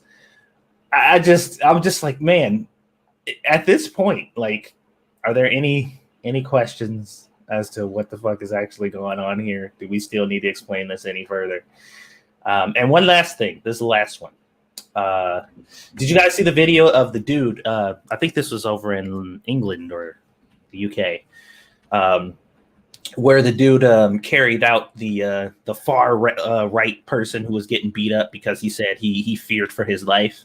Yes, we talked about that last night. The white guy. Yeah. I actually saw the statement from him today. The dude who was carrying him off, and he explained why he did it. And he was like, I did it for the same reason that people wanted those cops to intervene when they were on George Floyd's neck. And he was like, I feel if somebody was there, if one of those cops was there for George Floyd like I was for him, then he'd probably be alive today to step in and stop it. And I'm just like, man, that shit right there, that is some genuine shit. Because I'm just like, if people from both sides would all gather together to get in on this accountability thing, then a lot of these problems would be solved a lot quicker than we're inevitably going to have to wait for it to be done. One thing I asked somebody is, I'm just like, if you're a protester and you see somebody beating the shit out of a cop who did nothing to no one, would you stop him? And they're like, no, fuck the police. And I'm like, then why exactly is it your expectations for the police to do something about it if somebody is beating on you? Like, if you sit there and watch a cop get beat wrongly and won't do nothing about it, how are you better than the cops who watched George Floyd die? Like, y'all are the same people. But you're demanding it for one side, but you're not willing to do that for the other side. You won't say as a supposed decent person that you would do that. Yeah, I'm just like, see, but that's the reason why your movement doesn't make much traction, because you're all full of shit. But anyway, that is my fucketry for today. All right, Monkey, what do you got? Nothing that you guys haven't talked about already. Thanks, Monkey. Well. Night, baby. Squishy's going to bed. Nice, Squish. They say night. Well, then, given that we have a few extra minutes here, how about we do a Madlib? I like my libs angry, not mad. Okay, never mind then. All right. Let's see. This is a relatively short one as far as word count, but the title at least relates abstractly to one of my co-hosts. Oh. I'll go for that. So, chat, this is what I need from you. Since it is a relatively short list of words, I only need two things from you. I need an adjective and a noun plural. An adjective and a noun plural. So please be sure to put those into separate chat messages and tag them with what they are so I can scan them easily. Satsu, I need a verb. How about slam, since that's used in the media a lot? Slams, all right. Monkey, I need an adjective.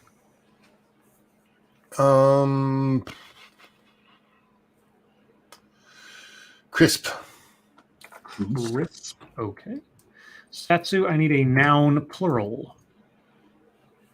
How about apples? Awfully tame so far. Monkey, I need an adjective.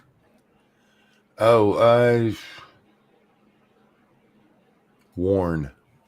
I'm being a good boy today. Worn as in W-O-R-N? Yep. Okay. Satsu, I need a verb ending in ing.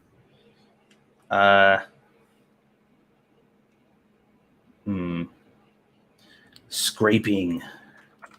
Okay. Monkey, I need a verb.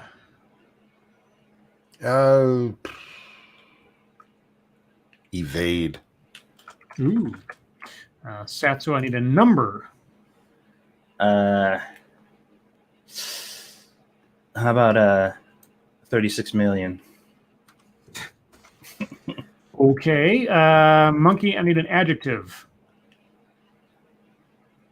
Man, sloppy. Okay. Okay, now next three are all noun plurals, so put your thinking hats on for that one. Satsu, I need a noun plural. Police batons. Monkey, I need a noun plural. Victims.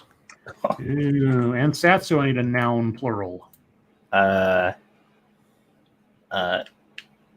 Antifa warriors. Okay. And lastly, Monkey, I need a relative plural. Sorry. Relative plural. No, relative plural. So like nieces, uncles. Okay. Plural. Okay. Moving on. Adjectives. I need two different adjectives. Let's see. Moonshock. Adjective. Leathery. Okay. Leathery. Another adjective. Nothing for you here. Hunting. That's a verb. That's not an adjective. Becca Fairley. Offended. All right. Not sure of that. And lastly, a noun plural. Nicholas Daly, redheads. I will do redheads. Reds. Yep. Redhead redemption. All right. So again, this is relatively short, and this is entitled The Walmart Difference. Come slam at Walmart, where you'll receive crisp discounts on all of your favorite brand name apples. Our worn and scraping associates are there to evade you 36 million hours a day. Oh my God. That actually works pretty good. That's perfect. Here you will find sloppy prices on the police batons you need. Victims for the moms, Antifa warriors for the kids, and all the latest electronics for the uncles. So come on down to your leathery offended Walmart where the redheads come first. Dude, we need to enshrine this one. That worked out pretty good, actually. That was kind of beautifully surprised. executed. That worked out pretty good. Let me Look, I don't have any problem with really anything in that one. That all worked out for me. It really did. Some of it worked a little too well. All right. Well, that was short enough. We got time for one more because I say so. Let's see. All right. Another relatively short one. So, chat, this is what I need from you. I need a verb. I need an adverb. And I need a name of a person in the room. You can qualify that as chat or the hosts or whatever. A verb, an adverb, name of person in the room. And starting off where we will end up, Satsu, I need a name of a person in the room. Before I give you that, I'm letting you know that you're performing a taboo right now. What's that? Every time we do a really good one, the one after is never as good. Well, you know what? You know whose fault that is? Yours? Yours? Satsu, I need the name of a person in the room. Let's go with Stargazer.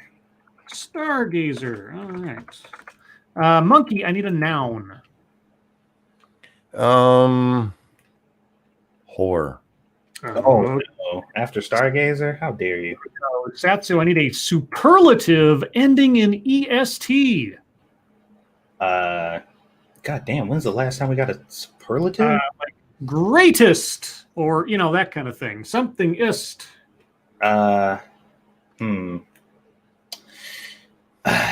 See, you picked the perfect one because I was going to pick one in relation to Stargazer, and greatest is the best one that I can think of. So I can use that one if you'd like. yes, let's do it. Stargazer is indeed the greatest. I have a feeling it's going to be Stargazer is the greatest whore, but okay. Yeah, whatever. Monkey, a noun, please. I feel like anything I'm gonna say is gonna be judged against Stargazer. Thanks for that, Satsu. You're welcome. Dick. Well, the next one's appropriate enough. Satsu, I need a body part.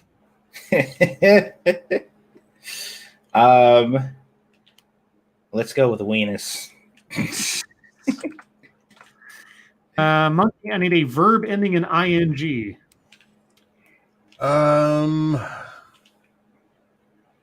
Let's see. Meandering. Ooh. Using a word that long is white privilege. Satsu, I need a noun.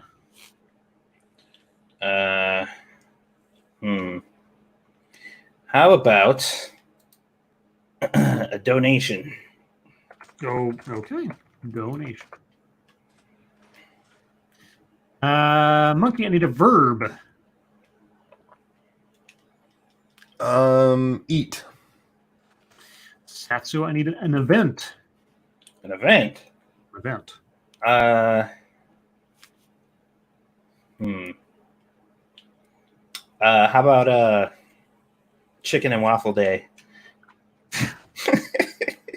That's an event for me. All right. Monkey, I need a day of the week.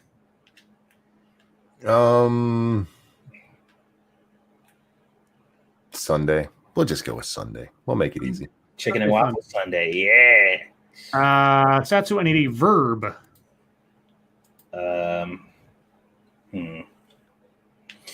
How about annoy? Okay. Monkey, I need a verb. Sleep. Excuse me. Satsu, I need a place. Place. How about Chad? What? Hey, it's chop now, right?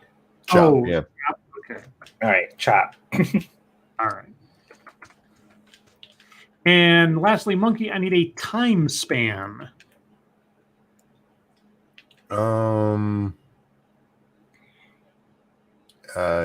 Fuck. I don't know. An eon. All right. Going for the big leagues there. All right. On to chat. I need a verb. Verb. Advocatus Diaboli says desanguinate. Oh. I think you mean exsanguinate, so I'm going to put exsanguinate. That is the appropriate word. Adverb. Let's see. Attack Alpaca says stupidly. Sounds about right. I just realized I've never made chicken and waffles on my channel. You should do that. That needs to happen. And lastly, name of person in the room. This is the important one. Let's see. I want to find somebody. Oh, sure. No, wait. I want to do that one. I'll find somebody better. Okay. Why? Oh, let's see. Stargazer, who was at the top of this. Your selection will be the one. Delahazed.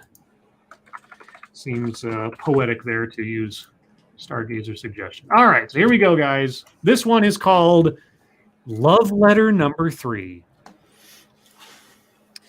Dear Stargazer, it has come to my whore that you are the greatest girl in the dick. Wow. My weenus starts meandering a donation every time you speak. I would like to eat if you want to go to the chicken and waffle day with me next Sunday. If you annoy, please sleep me at the Chop in Eon. I exsanguinate you and everything about you. Stupidly, Della Hazed. Wow, that was Damn, Della, that was rude. that ending was perfect.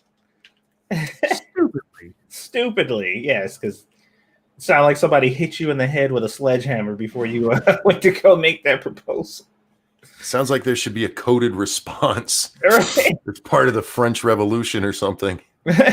Like, All right, guys. Well, thank you so much for all of the contributions to the Madlibs, but we're already over time slightly. So now it's your time, guys. If you have questions, comments, concerns, complaints, conspiracy theories, if you have ideas about how many intelligent civilizations are actually in our galaxy trying to talk to us, put it in the chat. Nope. That was my guess. None. Okay. So some religious sect. Okay. If you have questions for us, please put plenty of chat marks after those. If you have statements for us to consider, please put plenty of statement marks after those. If you have no idea what I'm talking about, it's probably because I'm still on the tapering end of a pepper jack. Thank you, Three-Sided Coin. I know why that woman got fired from Morgan Stanley, earlier story during the first part of the show. And let's just say Discovery should be hilariously interesting. Ooh. Okay.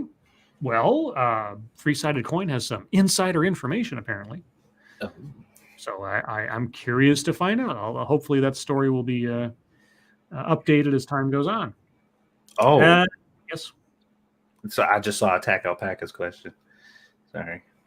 Okay. Attack Alpaca. If protesters want to get rid of George Washington statues, shouldn't they throw away all their $1 bills?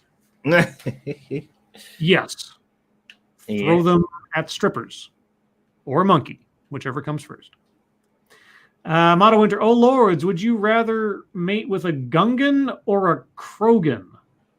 I forget what a Krogan is. Do you remember? Krogan is the big monster looking guy from Mass Effect. He's Krogan. I don't know how else to describe him. I don't know what's a Gungan? That's a Jar Jar Binks. Oh, I don't know. The Krogan's got little hips. I'm imagining they're nice and tight, so probably that. Yeah, I never played Mass Effect, so I don't have any reference for Krogan. Satsu? I've never played Mass Effect either, so I don't know. So Jar Jar Binks. So they're both Jar Jar fuckers. I guess so. I'll just keep my dick in my wife. Alyssa doesn't lie. Satsu, are you going to do an unbiased review of The Last of Us 2? All of my reviews are biased as fuck, so no. That's the whole point of it. Well, no, I do plan on doing a review of Last of Us 2. I can't promise it'll be unbiased because it's going to be from my perspective and my experience with the previous game and the game at hand. So unbiased, probably not, but very at least as objective as I can be based on my experience in playing video games. Sure. Gamer Valine says, did I just break Scribe Light via Twitter? Well, Gamer Valine posted 4 pictures of herself with various shades of hair color. And I said something to the effect of, my carnal desires don't know what to do as I flip through these different pictures. That means he's whacking it right now, you guys. No. She tagged you in it on Twitter, or she just sent them to you? I think she tagged me. I'm not quite sure. You'll have to check my timeline because I think I responded to it. Thank you, the Chaos 1X. Finally have a girlfriend, but she wants me to move to LA. Thoughts? I don't want to move there, but she's cute. There are cute women all across the country. You could even find a cute chick in Kansas if you look hard. Yeah, and moving to LA, finding an affordable place in LA, and on and on and on. Depending on what part of the country you're moving from, the climate change, there are a lot of things to consider. So make a long list of pros and cons to all of that in relation to, does cuteness outweigh all of it? I mean, I've heard some epic love stories that started under thinner circumstances, but just make sure.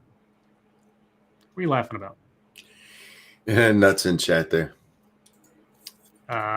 She's offended at me now. Oh, okay. Dr. No, Scribe Light, if Liam Neeson asked you for a pink elephant, will you give it to him, or would you get your fingers bent by him? Take the fucking elephant.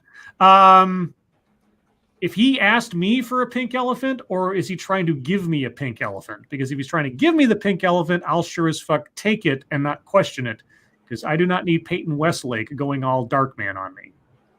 And if you have no idea what I just said, you don't know Darkman. Let's see. An American Celt, Scribe Light, have you heard about the razor blades and glass shards found in cops' food? No, I haven't.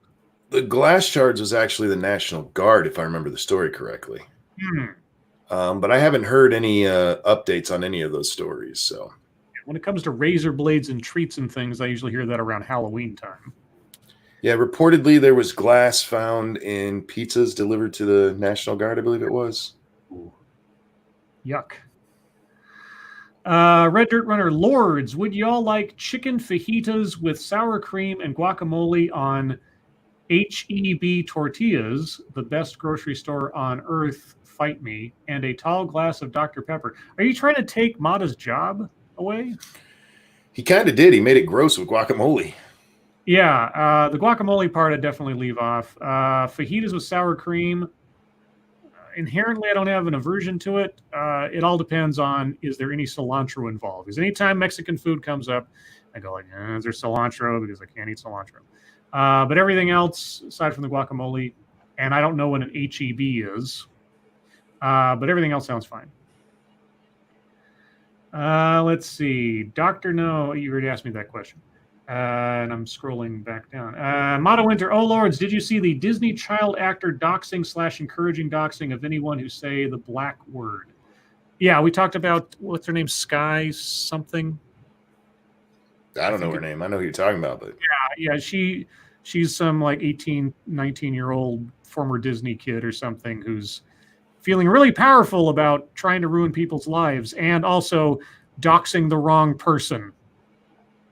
At least in one incident so far, which was just ridiculous. And somehow she's a hero still, I guess. Alpha Omega, Scribe Light, why did you make Monk indie? He would have to take a nap after 2 cracks of the bullwhip. Love you, Monk. Yeah, ask your mom about that.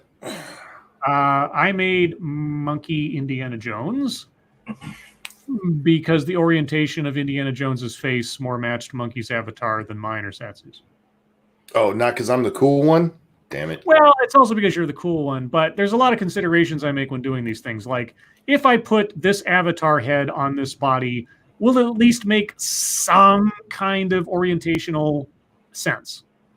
And in this case, Sean Connery's face was turned to the side slightly, so my avatar fit.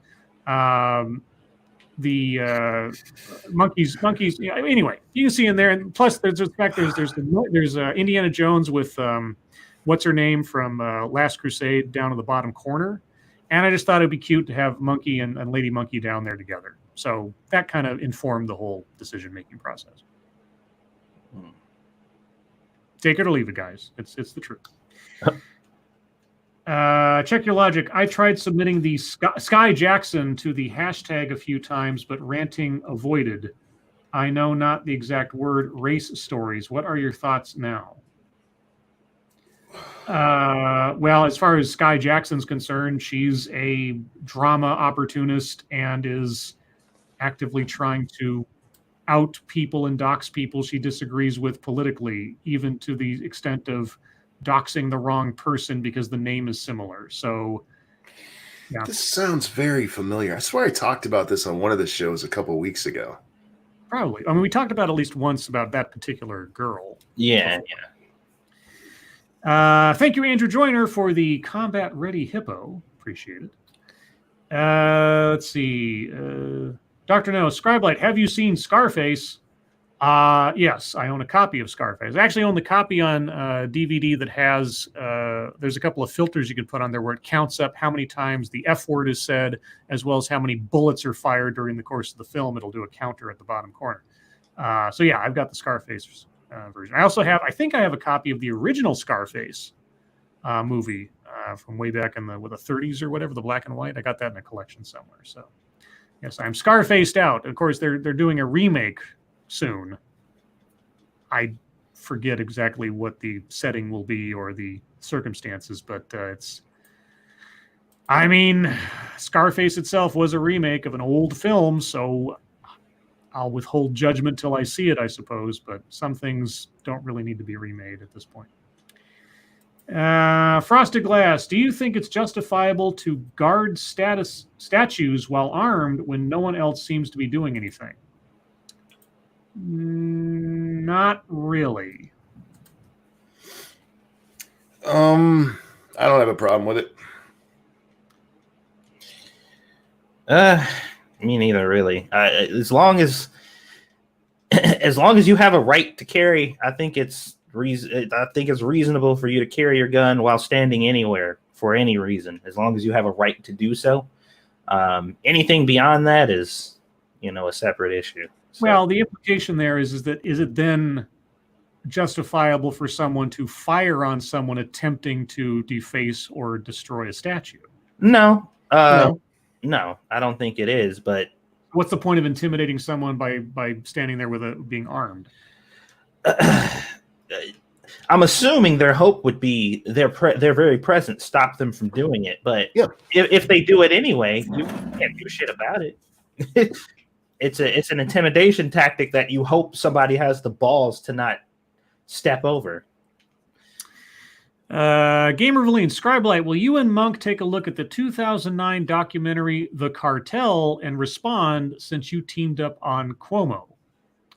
We only teamed up on Cuomo out of I sort of just showed up after Monk had already kind of gone over Cuomo. I don't know. That sounds like a movies you should have watched sort of thing, and we haven't done that in quite a while. We still have Cold Pursuit with Liam Neeson, speaking of which, to do.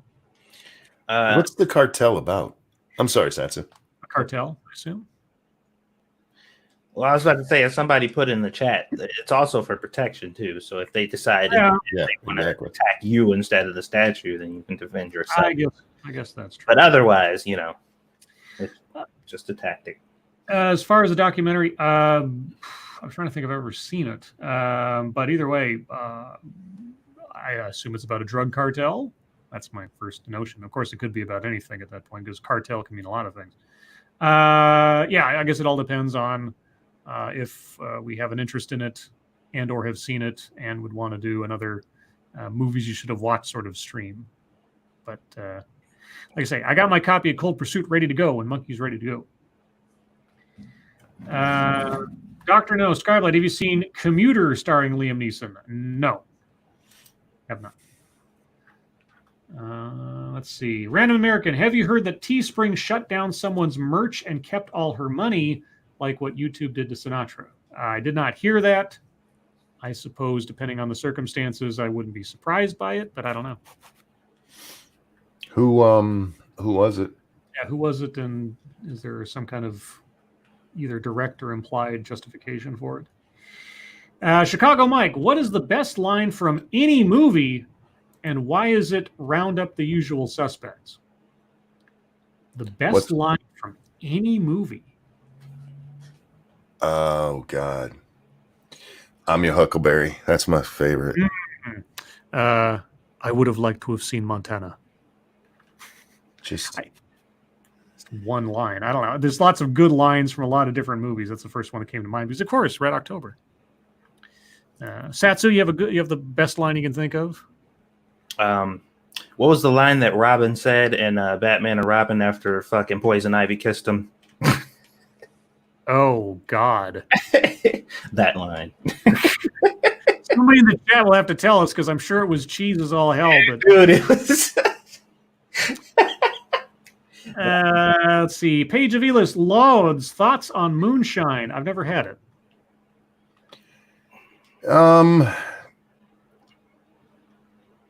What do you mean thoughts on it? Are you talking about whether or not it should be illegal? Because it is still illegal. They do still round up moonshiners. Well, have you ever had it?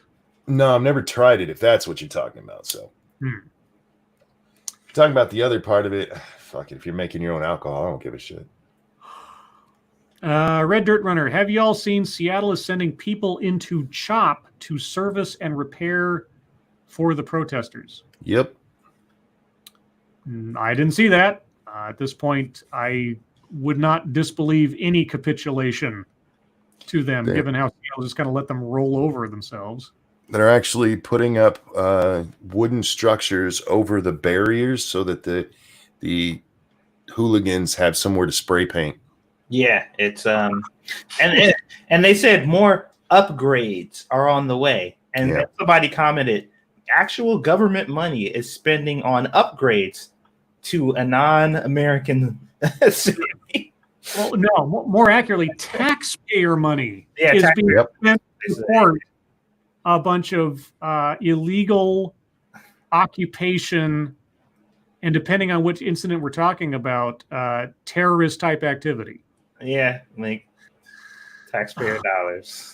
Let's see. Formerly Rodline, or Lords, on a plane, would you rather sit next to a vegan activist or a social justice warrior activist? Probably the vegan, because at least then the only time they'd have anything relevant to say would be at lunchtime, and that'd last for only a few minutes.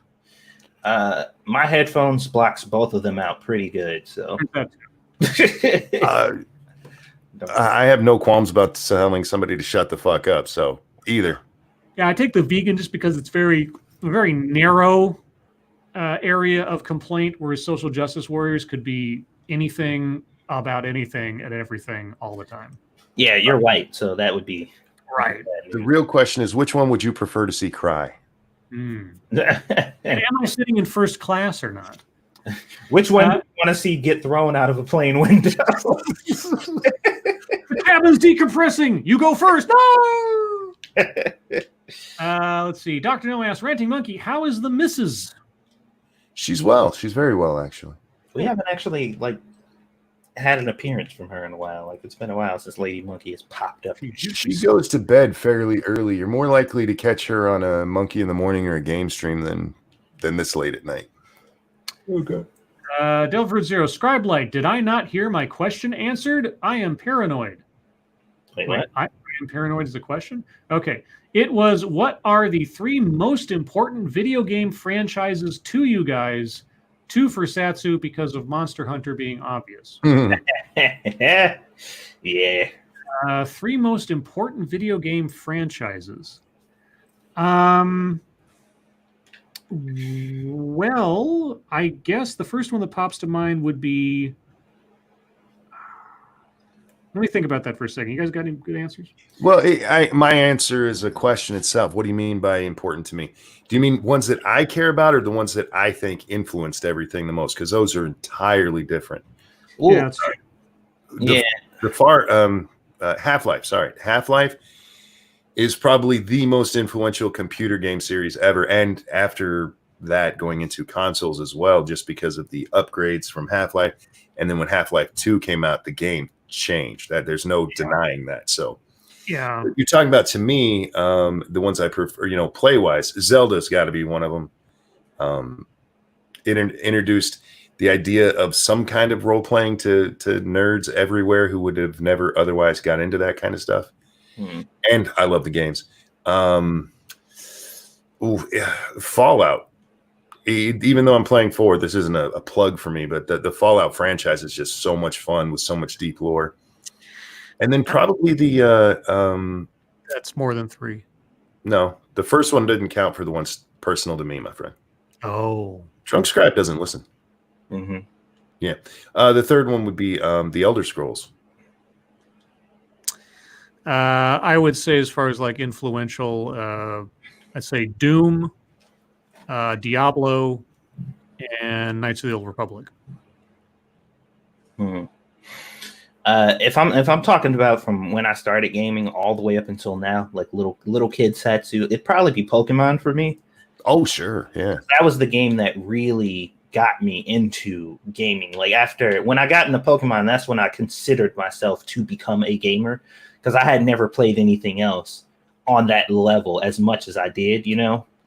So Pokemon was very influential for me as a kid. Growing up, though, obviously everybody knows Monster Hunter, but if we're gonna not regard the kid one for my adulthood, Final Fantasy as a franchise and Resident Evil were probably the two most influential to me as a teenager and adult.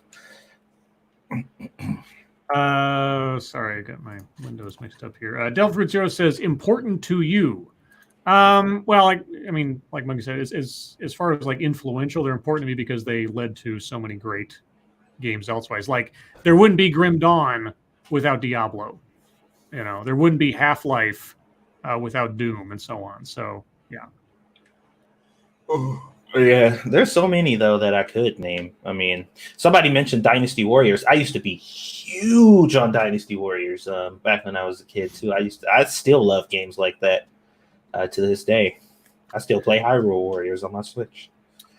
Let's see. And thank you, Non-Vitae Rex. So I watched Artemis Fowl yesterday, wouldn't recommend, and it got me thinking, what is the worst book to movie adaptation? The Hobbit. I mean, it's the one Tolkien book that I've read, and the way that they stretched that story out into 3 movies was a complete disservice. It could have been done in a single movie. I mean, the animated film did a pretty good job of covering the story by itself, but at best, it should have been 2 movies at all. There should not have been a 3rd movie, and the way that they made that was just it so diluted the impact of the story. I'd say it was the biggest disservice. You guys have any worst book to movie ideas? Probably Harry Potter 5. Why's that? Because one, the book didn't lend itself well to being told in the story format in video, because so much of it is newspaper clippings. And they tried to do that in the story, and you just see these newspaper headlines fly up at you real fast, and it's like half the fucking movie, and you miss so much besides all the other stuff they've cut out of Harry Potter movies. It was just not well done, and it's not their fault. They did the best they could, but it's still a shitty adaptation. Satsu? What was the question? I'm sorry. What is the worst book to movie adaptation you know of? Oh yeah, I checked out because I didn't have an answer, but yeah, I don't know. I have no idea. To movie adaptation. Oh shit. You know what? That I couldn't really tell you too, because there's a lot of shows that I've seen that are pretty bad that might be manga adaptations, and I don't even know it. So, I don't know. All right. Chicago Mike, did you guys hear that the end of the world is supposed to happen on Sunday? No, Yeah. but sure, why not? How many end yeah. of the world have you been through at this point? I forgot about that. Yeah, I mean, the world thing, guys.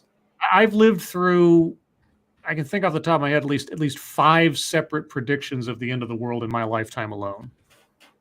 Probably more, but I just the ones that I remember between Y2K, 2012, some crazy random dates that Prophet of the Week, cult member, cult leader has suggested, etc.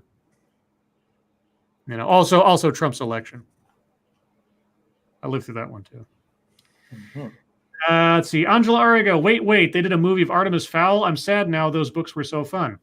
I've never read Artemis Fowl. I know very little about him, except for the major complaint seems to be the studio decided they couldn't allow for there to be a child who was a supervillain, so they made him not a supervillain, which is not the point of the books. So I can't really. If you want to take like I'm gonna adapt this book to a movie. Okay, what are you going to do to the movie script? Well, I'm going to totally throw out the entire basis of the main character and reverse it. That would probably be the worst possible decision you can make if you're trying to do an adaptation. But that, again, I haven't read the books. I don't know anything about the character, but that's what I've read about the major complaint.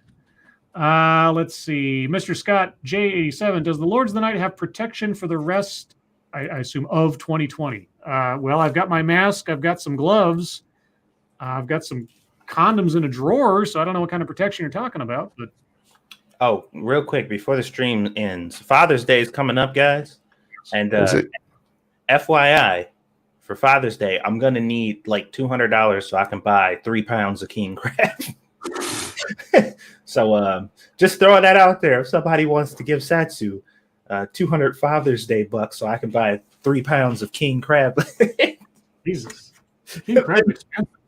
That shit's expensive as fuck, dude. Like I was actually looking because I've never had king crab before. I went to the website where people order it from typically. I was just like, let's see how. Oh my god!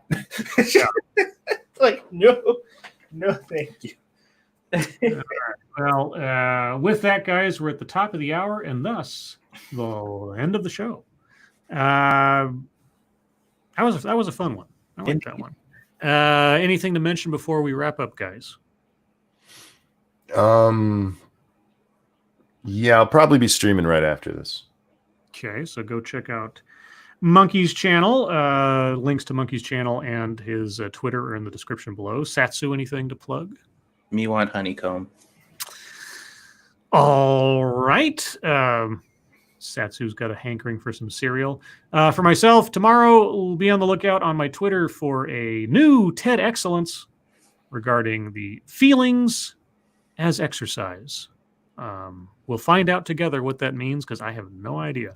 But guys, thank you so much for coming out to join us tonight, as you always do. You guys really are the best audience in the world. Moderators, thank you for keeping an eye on things, even though our audience is the most well-behaved in the world. And all of you for your donations, thank you so much for your generosity. I really, really do appreciate it. It'll all go towards horrible things I'll put in my body, like goldfish crackers and Jack Daniels and Dr. Pepper and TV dinners. TV dinners. Gross. Well, I don't know how to cook. But Satsu, Monkey, thank you for joining me as always. Indeed. Everyone, remember tomorrow night, per usual, be on Monkey's channel at the usual time. But until then, your lives make us sad, and we will see you tomorrow. Bye, guys. Bye, guys. And just so you know, I'm going to be on my Ranting Monkey channel, not Ranting Monkey Games. But thank you for dropping the link. You guys should subscribe there too. And to get out my copy of Screw the Roses, Send Me the Thorns, the romance and sexual sorcery of sadomasochism. And today's secret word is crate.